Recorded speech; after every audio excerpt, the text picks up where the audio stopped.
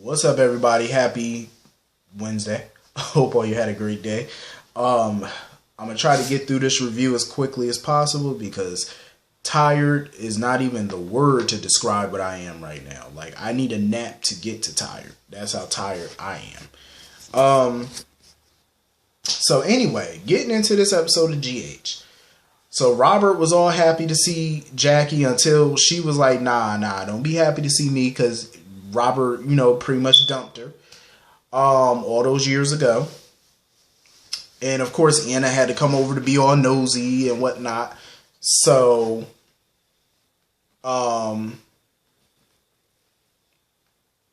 Finn got, she tried to introduce Finn or whatever to Jackie. And of course, Finn already knows who Jackie Templeton is, because Jackie Templeton is not only his stepmama, but that's Chase's mom, which I'm not even surprised at this point. Chase showed up or whatever, calling Jackie mom, and, Robert apologized to Jackie for dumping her all those years ago. She offered her condolences for Holly's passing. I like Robert and Jackie together. They look good together. I wish that they would have changed it up and kind of said that Robert was Chase's illegitimate father or something. I think that would be interesting. So I love the fact that Finn and Jackie kind of went a couple rounds of snarking at each other. Jackie and Chase started catching up, and she was ready to meet Willow. So I gather that Chase hasn't told Jackie that him and Willow broke up, because she's still under the assumption that they're together. So, of course, Finn had to jump in and kind of deflect, so that way she wouldn't ask more questions about Willow. And Jackie basically says she's in town until her story is over, and I'm assuming her story, of course, is about Cyrus. I like this. I like it. But I definitely feel like there's more to the story between Finn and Jackie, other than his father just moving on. I feel like there's definitely more to the story. Like, I wouldn't be surprised if Jackie and Finn had a little detente all those years ago, and that resulted in the birth of Chase. I wouldn't be surprised. So anyway, Michael and Willow are excited about Willow adopting Wiley, and they told Monica about it. Of course, Monica was happy about it. So Monica feels like now that Nell is out of the way, Michael and Willow's marriage can become a real marriage. Not just a marriage of convenience, but really a real happy marriage. So that leads Michael and Willow to talk about their marriage and what their expectations are. And what does that mean for their marriage moving forward now that she's adopting Wiley? So he basically asked her if she wanted a divorce or to go back to how things were before. And Willow was wondering how all of this is going to work, if they want to date other people while they're married, how that's going to work. So they just decided that they're going to maintain their marriage as is, like as the current way that it is. I have a feeling Michael and Willow are definitely going to fall in love. They definitely will. I believe they will. So anyway, moving on from that, Valentine ran into Sasha, whatever. Sasha is just not doing well at all. Like, she's not. She clearly misses Michael and stuff like that, but Valentine basically told her to move on from that. She claims that she's still not over her breakup with Michael. My thing is, her and Michael probably would have eventually broken up anyway, because she made it clear that she was not ready for the whole Insta family thing. And Michael and Wiley are a package deal, and she's not ready to be anybody's mother, let alone stepmother. So that wouldn't have worked out. So I think it would have just led to them breaking up anyway. So, I mean, I like them together, but everything does have an expiration date. I'm just saying. Hers just happened to happen. So anyway, Brooklyn basically wanted, of course, she wanted Amy to sing for her. Amy thought that her and Brooklyn would be singing together, but Brooklyn was like, no. She was like, since I can't sing for Deception Cosmetics, I need you to do it. And Amy was like, hell no, because she learned her lesson from that whole Manlanders thing with Nate a few years ago. She was like, nah. Amy felt like it would just become a big problem down the line, which it will. So Monica was looking for Brooklyn or whatever, and to let her know that Tracy is worried about her, and Monica wants Brooklyn to move back into the mansion, but Brooklyn, of course, was being all Brooklyn, talking about, no, I need to stand on my own 2 feet. Normally, I can respect that, her wanting to be on her own and be independent. Normally, I can, but you're not independent when you're dependent on other people. That's still not independent. I'm just saying. So she'll be back in the mansion before long. She'll be back. We all know this. So of course Sasha overheard Monica talking about Willow adopting Wiley. So she sent the text to Chase. And Chase of course now tells Finn that he feels like he'll never be able to tell Willow the truth. Chase, if you want to tell Willow the truth, tell her the damn truth. It's not going to change her adopting Wiley. So just tell her the truth. Stop with all this foolishness. And just tell her the damn truth. Like, stop these games.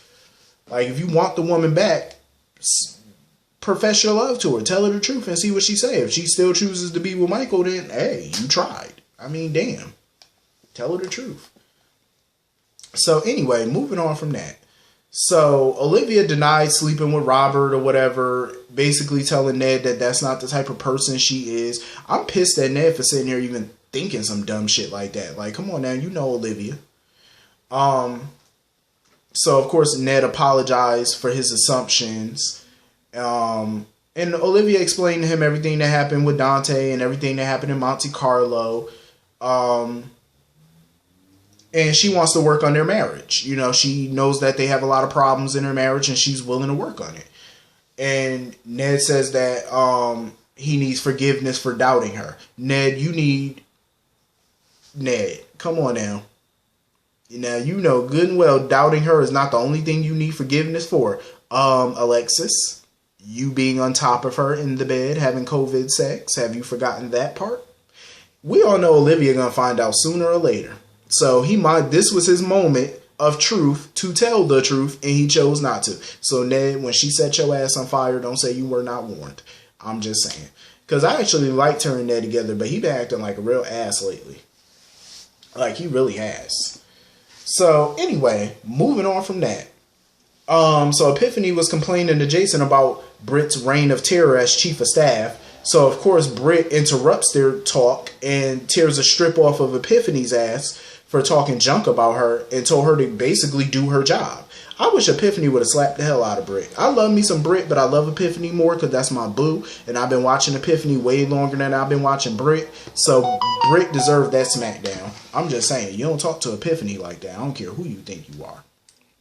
First of all, I don't give a damn. You could be the Pope. Who is blowing up my phone? I don't give a damn who Britt thinks she is. You could be the Pope. You could be Jesus himself. You deserve to get a smackdown for that. You don't talk to her like that. Don't get mad because she talking shit about you because it's true. They don't like you. You stink as a chief of staff and they don't like you. And you're underqualified for the position. So they're just being honest. And Britt said they're talking about she runs the hospital, not Cyrus. Britt, what fantasy world are you living in? So you think because you're chief of staff, how do you think you became chief of staff, dear? Real power, see, this is what some people don't understand about power.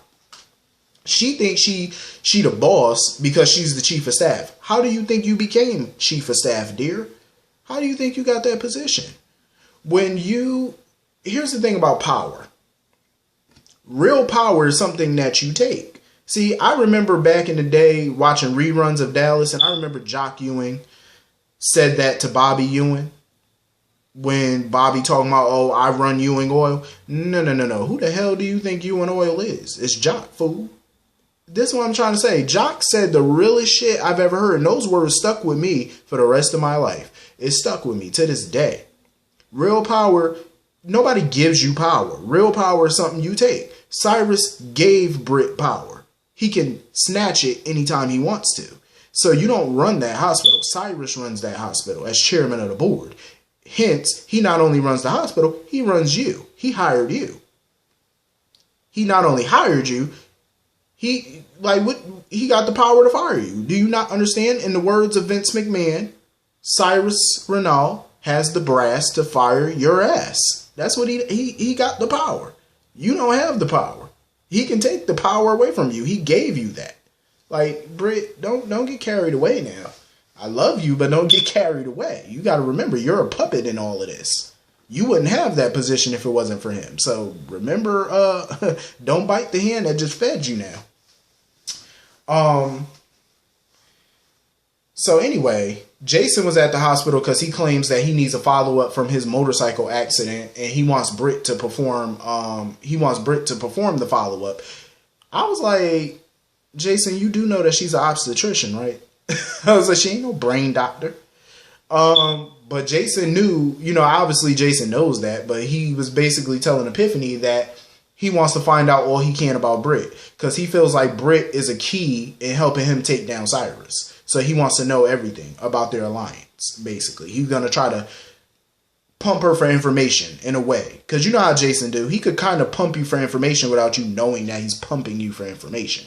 You know what I'm saying? Because if he talks to her enough, she's bound to let something slip that Cyrus would not want her to let slip. You know what I'm saying? That's what Jason's banking on. Hopefully his plan worked. So anyway, moving on from that, Anna meets with Valentine. And he basically tells her that Alex apparently wants Anna dead. Anna was surprised at how desperate Alex is becoming to want her dead. So Valentine wanted to know why Alex wants Anna dead, but Anna's not talking. She's not telling him why. All she wants Valentine to do is help her lure Alex to Port Charles so she can handle her. Ma'am, Anna, I like you. I do. You're a veteran. I respect you. But I have a problem with this. My problem is, see, Valentine is much better than I would have been because if I were Valentine and you're sitting here telling me that you want my help to lure Alex to town so you can get the drop on her, I'm going to need full disclosure before I agree to help you. I ain't your puppet. I ain't your bitch. Here's the thing. If you want me to help you, I'm going to need full disclosure. I need answers. Why does your sister want you dead? And Anna's sitting there refusing to tell. No, you're going to tell me or you're going to be on your own.